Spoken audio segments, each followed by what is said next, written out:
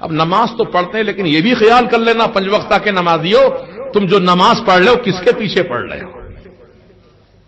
وہ وہابی ہے، دیوبندی ہے، تبلیغی ہے، مودودی ہے، اہل حدیث ہے، یا پلا صلح کلی ہے؟ پہلے جانچ کر لینا. بازار جاتے ہیں تو ٹماٹے خریدنے کے لیے پہلے بھاؤ تول کرتے ہیں، آپ چیکنگ کرتے ہیں پورے مال کی، پورے مارکیٹ کا سروے کرتے ہیں، بعد میں خریدتے ہیں. آپ کیا نماز آپ کی ٹماٹے سے بھی گئی گزری ہے؟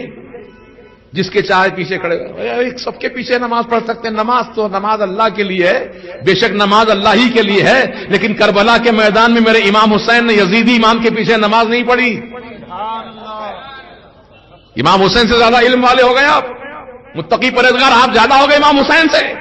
امام حسین جانتے ہیں یزیدی امام ہے ضرور، قرآن پڑھ رہا ہے، رکوع کر رہا ہے، سجدہ کر رہا ہے، اللہ کا کلام پڑھ رہا ہے، سب کچھ کر رہا ہے، لیکن دل میں ایمان نہیں ہے. اس لیے امام حسین نے ان کے پیچھے نماز نہیں پڑھی، اپنی جماعت الگ قائم کی. کتنا سمجھا رہے ہیں، کتنا بتا رہے ہیں، لیکن پھر بھی جہاں نماز کا وقت ہوا، اذان کی آواز سنی، گھس گئے مسجد میں، انشرٹ کیے ہوئے ہیں، پینچے چڑھے ہوئے ہیں، آستین اوپر اٹھے ہوئے ہیں، گریبان کے بٹن کھلے ہیں، ٹوپی پہننے کی بھی فرصت نہیں، گئے جا کے اللہ اکبر ٹانگیں چیر کے کھڑے ہو گئے. کہ نماز اتنی ہلکی سمجھے آپ؟ نماز اللہ پاک کی مقدس عبادت ہے. اس عبادت کو اس طریقے سے انجام دو جسے اللہ کے رسول نے انجام دیا تھا. حضور نے کیا فرمایا؟ صلوا کما رأیتمونی ان اصلی، نماز ادا کرو جیسے تم مجھے دیکھتے ہو نماز ادا کرتا ہوا، میری طرح پڑھو نماز. تو حضور کی نماز کیا کامل درجے کی نماز ہے. نماز بھی ان پر ناز کرتی ہو نماز.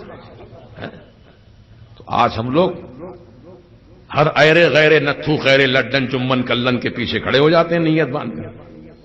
ایسا نہیں ہونا چاہیے. پہلے جانچ پڑتال کر لو کہاں کا ہے، کدھر کا ہے، عقیدہ کیا ہے، کاروبار کیا ہے، حلال کمائی کھاتا ہے، سب تحقیقات کرو بھائی. ہمارا اسلام ہم کو ہر چیز کی تاکید کیا ہے، تعلیم دیا ہے، زندگی کے ہر قدم ہر موڑ پر ہمارے لیے رہنمائی موجود ہے. ہم کیوں بلا وجہ کی اپنی عبادتوں کو ضائع کریں؟ اب آپ سوچئے بغیر وضو کے نماز ہوتی کیا؟ بولو جی، سارا مجمع بولو. نہیں ہوتی. وضو ہی نہیں کیا نا، ہاتھ منہ نہیں دھویا، نماز پڑھ رہا ہے، کلام الہی پڑھ رہا ہے، رکوع سجدہ کر رہا ہے، سب کر رہا ہے، نماز ہوتی؟ وضو کے بغیر نماز نہیں ہوتی. تو جیسے وضو کے بغیر نماز نہیں ہوتی، ویسے ایمان کے بغیر نماز قبول نہیں ہوتی. نماز کی قبولیت کے لیے ایمان والا ہونا ضروری ہے، اور ایمان والا وہ ہوتا ہے جس کے دل میں رسول پاک کی محبت ہو، اہل بیت اطہار کی محبت ہو، صحابہ کا ادب و احترام ہو، اور اولیاء کرام کی محبت اس کے سینے میں ہو. وہ سچا ایمان والا ہے. سچا ایمان والا وہی ہے. ایسے ایمان والے کے پیچھے نماز. اور اس میں ایک چیز اور اضافہ کر لینا، یہ محبت کا چیپٹر الگ ہے. رسول کی محبت، اہل بیت کی محبت، اولیاء کرام کی محبت، یہ سب محبتیں ہیں. لیکن دشمن رسول سے، گستاخان رسول سے بھی دوستی کا ہاتھ ملاتا ہے، اس کے ساتھ بیٹھ کے چائے نوشی کرتا ہے، اس کی دعوتوں میں شریک ہوتا ہے. تو ایسا دعوے دار محبت کا جو ہے وہ جھوٹا ہے، جھوٹا ہے. میں کہتا ہوں آپ سے ایک مثال دے کر، ہمارے خاندان کے کسی بزرگ کو کوئی آدمی گالی دے دے تو آپ اس کو کیا سمجھیں گے؟ اچھا آدمی، پیار کے قابل، دعوت دیے جانے کے قابل، سلام کے قابل نہیں نا. ہمارے بزرگ کی شان میں توہین کیا ہے، کم وقت چہرہ دیکھتے ہی آپ کا چہرہ لال ہو جائے گا. غصے سے آپ اتنے بے قابو ہو جائیں گے کہ اس کے دیکھنا بھی گوارا نہیں کریں گے. صحیح بول رہا ہوں نا؟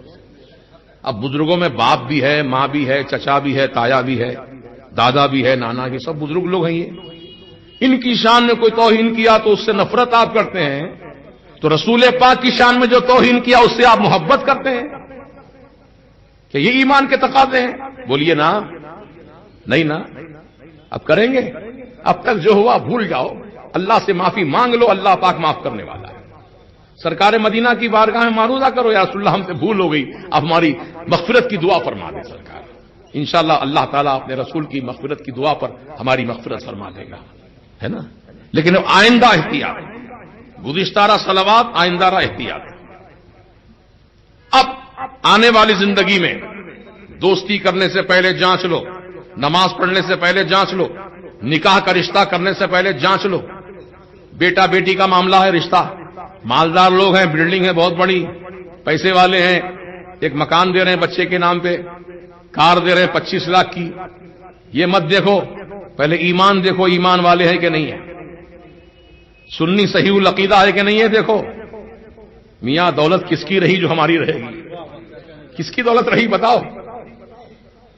نظام حکومت تھی حیدرآباد میں، خود دور کیوں جاتے، ہمارے حیدرآباد شہر کی بات بتاتا ہوں۔ حیدرآباد کے نظام دولت مندوں میں شمار کیے جاتے تھے، دنیا کے بڑے دولت مندوں میں شمار ہوتا تھا۔ کیا کمی تھی؟ خزانے تھے، ہیرے جواہرات تھے، سب تھا، بادشاہت تھی، سب کچھ تھا، لیکن اب کہاں ہے؟ کیا ہے بچا ہوا؟ کچھ نہیں ہے۔ تو ایسے ہی جب بادشاہوں کا کچھ نہیں بچا تو ہمارا آپ کا کیا بچے گا؟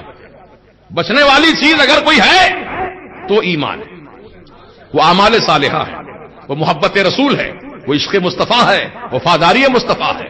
اس لیے ڈاکٹر اقبال صاحب اگرچہ کے شاعر تھے، بہت عمدہ شاعر، انہوں نے کتنی بڑی اچھی اونچی درجے کی بات کہی ہے، ذرا سن لو غور سے۔ کی محمد سے وفا تو نے تو ہم تیرے ہیں، کی محمد سے وفا تو نے، وفا وفا غداری نہیں، وفاداری، کی محمد سے وفا تو نے تو ہم تیرے ہیں، ارے جہاں چیز ہے کہ لوح و قلم تیرے ہیں۔ اتنے اونچے درجے کی بات کہی ڈاکٹر صاحب نے۔ وفادار بنیں گے رسول کے ہم؟ دنیا کو مت دیکھو بھائی، دنیا تو کبھی کسی کا ساتھ دی ہے نہ دے گی۔ اللہ رسول کا ساتھ لو، اللہ والوں کا ساتھ لو۔